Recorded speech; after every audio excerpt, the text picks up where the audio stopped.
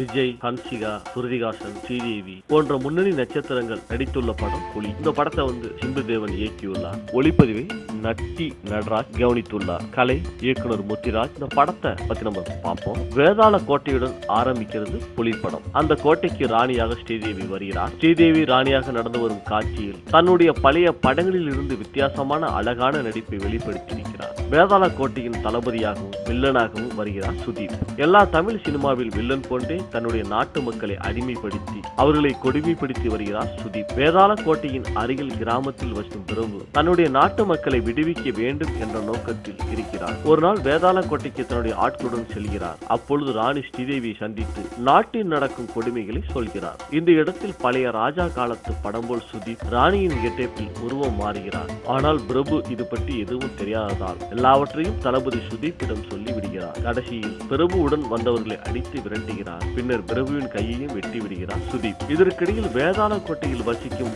அனைவரும் ஒருவித மூலிகையை சாப்பிட்டு வேதாளமாக வாழ்ந்து வருகிறார்கள். இந்த வேதாளம் எல்லாம் ஒருவித விசித்திர சக்தியை பெறுகிறார்கள். இந்த வேதாளங்களுக்கு வித்தியாசமான உருவங்கள், ராட்சத பல் போன்றவை இருக்கிறது. இந்த நிலையில் ஆற்று வெள்ளத்தில் அடித்து வரப்படும் ஒரு குழந்தையாக விஜய் வளர்கிறார். இந்த குழந்தையை வளர்த்து வருகிறார் பிரபு. வளர்ந்து பெரியவனாகும் விஜய் அந்த கிராமத்தில் தம்பி ராமையா, சத்தியன் ஆகியோருடன் சேர்ந்து வழக்கம் போல் கூத்தும் கும்மாளமுமாக இருந்து வருகிறார். மேலும் தன்னுடைய கிராமத்தில் வசிக்கும் ஸ்ருதிஹாசனை சிறுவயதிலிருந்து காதலிக்கிறார். இந்த நிலையில் ஸ்ருதிஹாசன் வெளியூருக்கு படிக்க செல்கிறார். ஒரு நாள் வேதாளங்களுடன் சுதீப் படை வீரர்கள் வரி வசூல் செய்ய இவர்களது கிராமத்துக்கு வருகிறார்கள். அவர்களிடம் பிரச்சனை செய்யாமல் அனைவரும் அடிபணிந்து வரி கொடுத்து விடுகின்றனர். பின்னர் ஸ்ருதிஹாசன் முன்னால் வேதாளங்கள் படை வீரர்களுடன் சண்டை போடுகிறார் விஜய். இதனால் விஜய் மீது காதலில் விழ இருவருக்கும் திருமணம் நடக்கிறது. ஆனால் வேதாளங்களின் படை வீரர்கள் போல் தயார் செய்து அவர்களை விஜய் அடித்து துவாசம் செய்வது போல் பிரபு நாடகம் நடத்தியது ஸ்ருதிஹாசனுக்கு தெரியவில்லை. இதனை அறிந்த சுதீப்பின் வேதாள படை வீரர்கள்